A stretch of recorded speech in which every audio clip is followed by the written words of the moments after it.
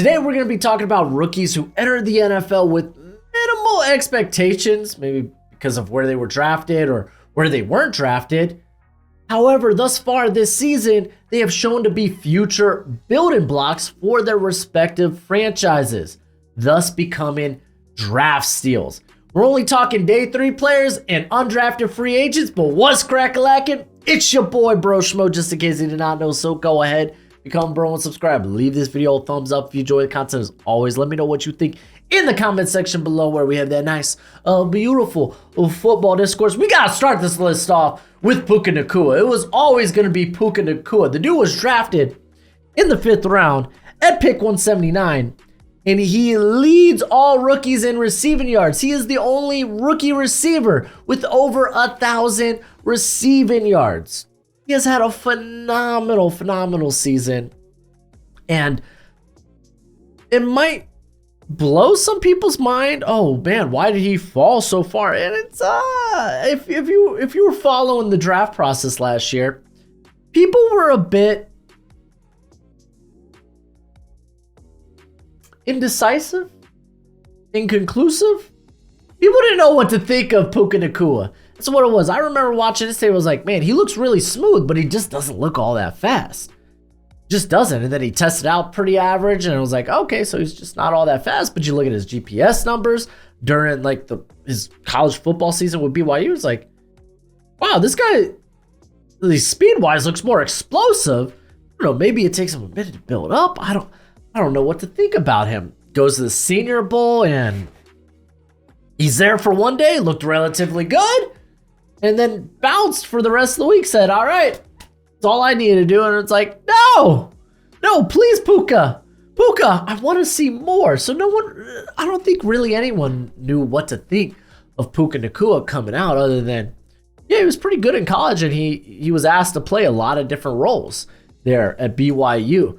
But he comes into the league, Cooper Kupp, not able to start because of injury, and immediately Puka Ngata shines against the Seahawks, going for 10 receptions for 119 yards. He has had a phenomenal year, and he's shown to be the future in that receiving core for the Los Angeles Rams. He ends up being a draft steal for them. But let's go ahead. Let's move on to Dwan Jones, coming out of Ohio State. Mammoth of a man. 6'8", 375. And a lot of people were really high on him. He was 31 on my big board. And he ends up falling to the 4th round. Pick 112. I'm like, wow, was there medicals or something? Or maybe people were like, man, no, tackles this big, they're probably going to have injury concerns later down the road. We've seen like Mekhi Becton has kind of been a prime example of, if you don't really know how to handle these guys, that it's just going to lead to them getting hurt. However, Dwan Jones, he immediately has to step in because Jack Conklin goes down week 1 with a season-ending injury. So he gets thrown into the fray, and he has shown nothing but, hey, I'm your long-term starter at right tackle. Here am I. And he has been solid. He has been really good. Only allowing 21 pressures. Only allowed 3 sacks thus far this season. He has been very good. And he will be a builder block there for the Cleveland Browns. Gotta give a shout out to today's sponsor, Underdog Fantasy. When you sign up using promo code Broshmo at Underdog Fantasy, they will match that first deposit up to $100. He knows it's the best place to play weekly best ball, or my favorite, higher or lower on player props, which, shoot, this week I got Jamal Williams lower than 21.5 rushing yards. They're just not giving the dude the rock. And then I have CJ Stroud higher than 217 passing yards. It's a tough matchup. It's against the Jets, but I think he can get it done. I think that game might be closer than what some people anticipate. DK Metcalf, I think he's on a war path, and the Seahawks are going to have to pass a lot if they are going to beat the Niners, especially with their running backs all banged up. So I got DK Metcalf higher than 60.5 rushing and receiving yards. And then I got Dak lower. I got Tua lower on their props. 300 yards is a high number. I know Dak got that against the Eagles last time, like 374. I don't know if he can do it twice. I think we might see a more balanced attack from the Cowboys. And then with Tua, 285, again, a lot of passing yards, and I don't think Tennessee's going to be in this game. They're a radically different team on the road than they are at home. So I think Dolphins get up early and they just start handing it off to Mostert and Achane. But hey, as always, please bet responsibly and bet within your means. Let's go to the defensive end of the football, though, and I want to talk about Ivan Pace, who, fun fact, undrafted free agent. Dude didn't even get drafted. He's probably the best rookie linebacker this season. And you may be like, okay, well, why wasn't he drafted? And I think a lot of that is the lack of height, the lack of wingspan. He's an all right athlete, but I mean, I was high on him. I had him at 108 on my own big board. And then we get to the final pick of the NFL draft, and it's like, okay, Ivan Pace's name has not been called. This is wild. Because he was super productive at Cincinnati, where I think he had like 80-some pressures. He had double-digit sacks. He went to the Senior Bowl and looked really good, just was flying around the field because he is someone with that good short area quicks. He's very good attacking downhill. And okay, yeah, not ideal height, not ideal length. Will that limit him in coverage? And I mean, he's fine enough in coverage. It's not like he really didn't become the full-time starter until like week 10. He had a couple of big time starts here and there, but they kind of like used him in this rotation. And I assume maybe like, okay, the lack of a wingspan, maybe he won't be as good as a tackler as he was in college. And hey, 9.8 missed tackle rate, that's solid. Remember, if you're around that 18 to 20%, you PP, you poo-poo. He's been very good, and now looking like the full-time starter for the remainder of the year and for the near future. And the Vikings didn't even have to spend a pick on him. Actually got him for free. Good job, Vikings. Next, I got Cityso, right guard out of Eastern Michigan. Full disclosure, I loved Cityso coming out. When he, I think it was the Shrine he was at, and it was just, he looked impressive. Then his testing numbers were redonkulous. And it was like, you looked at him like, okay, yeah, no, this is a cat that, okay, needs a bit more polish, a bit raw in technique, but in terms of the build at 6'5", 318, the speed, the power in which he plays with, I was like, shoot, I think this guy can maybe play tackle in the NFL, but at the very least, maybe be a high-end guard. He ends up going round 4 and pick 118 to the New England Patriots. I was ecstatic. Again, I was a big fan of his. Then you get to him having to start week 1 against, well, that defense for the Philadelphia Eagles, who just added Jalen Carter, but you got Fletcher Cox, Jordan Davis there. So, it was going to be a problem. And you know what? It was a problem. He ends up allowing 5 pressures in that game. Subsequently, I think he gets benched. He's also a little banged up. Doesn't get his time to come back into the starting lineup until week 6, and he has been really good since that point. It's allowed Michael Onwenu to kick out to right tackle, which I think that's probably the long-term plan for the Patriots. At least I'm hoping. Bring back Michael Onwenu. He is freaking good, New England. I know last night or Thursday, Cityso didn't have the greatest performance against Cameron Hayward or Watt and company, but he's a rookie. I think he's shown enough high-end upside to where it's like, yeah, no, this is going to be the guy here at guard. So good on the Patriots, man. That was a player that I really, really liked. Going back to the undrafted free agents, we got Xavier Gibson. He was coming out of Stephen F. Austin, former Lumberjack, ends up being a UDFA, undrafted free agent. Part of that, playing for a small school. Another part of that, not ideal size, coming in at 5'9", 189. But you knew this guy was going to get into a training camp just because of his ability as a return man. And if he was going to stick to a roster, it's going to be because of what he can do on special teams. That's where, honestly, where a lot of those late day 3 and undrafted free agents, how they stick to rosters is because of what they can do on special teams. And Gibson legitimately not only makes the roster, but he shows why that he was retained there. I mean, to be fair, he probably pushed Mecole Hardman out of New York and back to Kansas City. This cat has the game-winning punt return for a touchdown against the Bills week 1 after the Jets were devastatingly lost. Aaron Rodgers, Xavier Gibson comes up with the game-winning play. It was huge. It was magical. I loved it. Now, he hasn't done much on offense. They've tried to get him incorporated a little bit, but let's be honest, the Jets on offense, they kind of suck at quarterback. They're not great. So, even Garrett Wilson's struggling this season, and Garrett Wilson's fabulous. But look at what he's done on special teams thus far. Over 300 kick return yards, over 200 punt returns.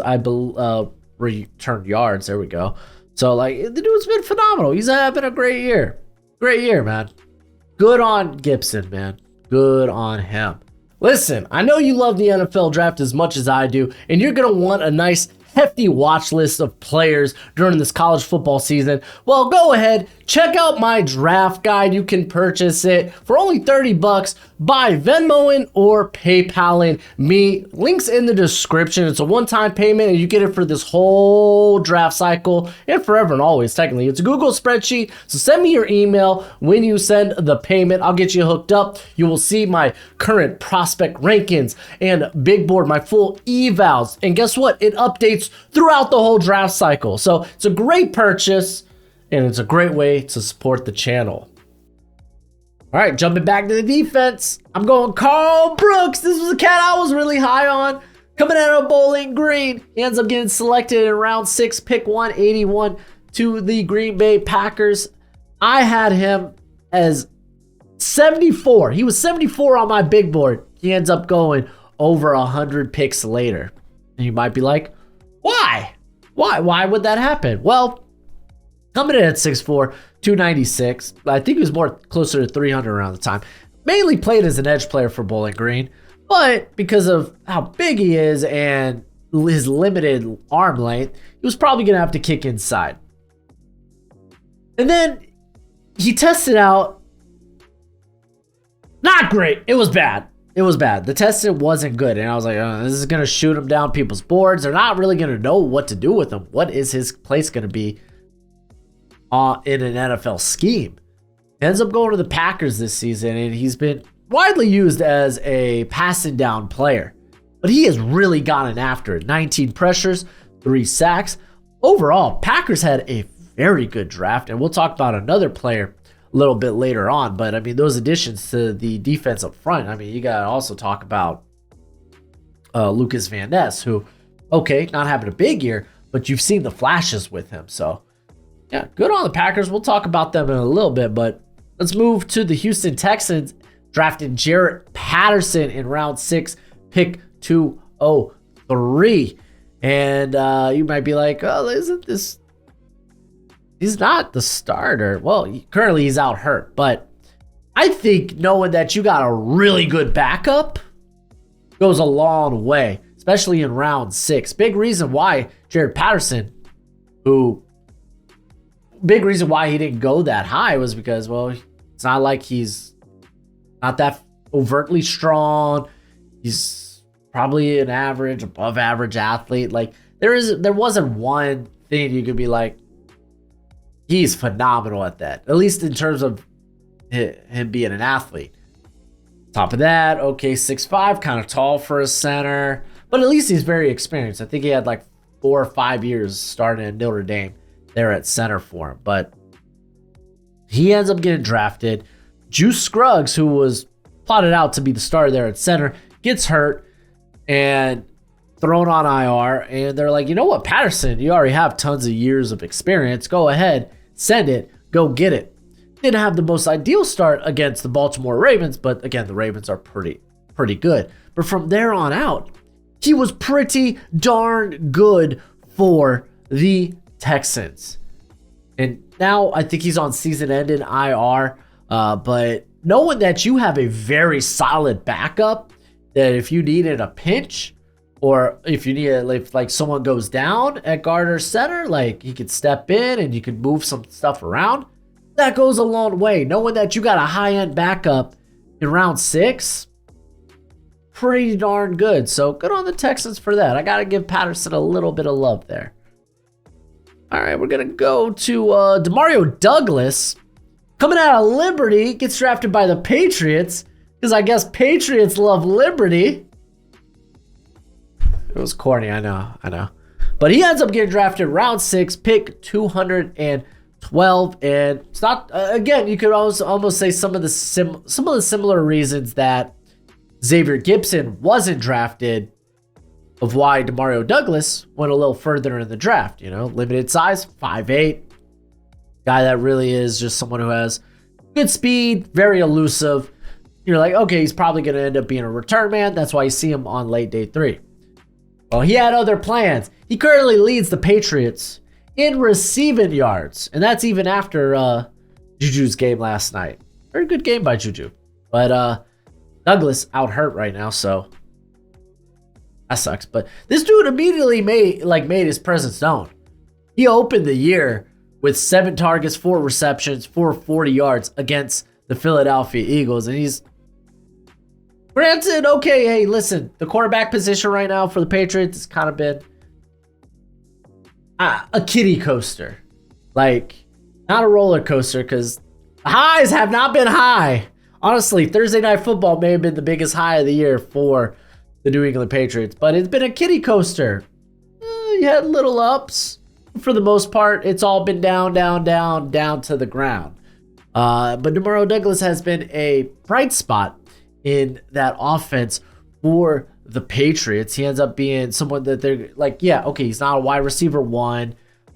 More so just a guy that's going to have a role there within the wide receiver core, but still someone you want to move forward with and build. Get that wide receiver 1, and then bam, Douglas, man, he could go out there and be a very solid 2 or slot receiver. Ends up being a really good pick for the Patriots. Let's go back to the Packers, because I said they had a good draft. Talking about Denzel Valentine, I know some people would be like, oh, well, what about Dontavian Wicks? He just missed the cut, but he's a phenomenal draft pick as well, man.